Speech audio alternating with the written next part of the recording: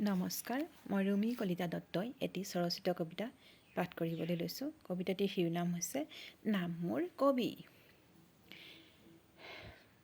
কবিতা মোৰ হৃদয়ৰ আধাপোৰা কাগজ এটুকুৰা, কবিতা মোৰ প্ৰাণৰ মৰমেৰে থান বান কৰা আইনাৰ টুকুৰা, কবিতা মোৰ কলিজাৰ তেজৰ চেকুৰা, বিষাদৰ ঢৌবোৰে ধুৱাই নিয়া অলপ বালিৰ দানা, কবিতা মোৰ প্ৰেমৰ চকুলো বিচ্ছেদৰ অগণি, কবিতা মোৰ নিৰীহ তেজৰ।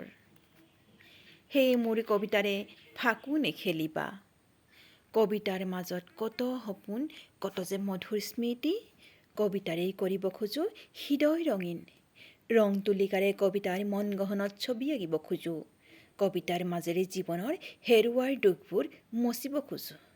মোৰ কেঁচা সপোনবোৰ নিৰামত বিক্ৰী নকৰিবা, সন্তাসৰ সৃষ্টি নকৰিবা, তুমি দিয়া মৰমবোৰ ঘূৰাই নুখুজিবা, তুমি দিয়া মৰমবোৰ ঘূৰাই নুখুজিবা। ধন্যবাদ।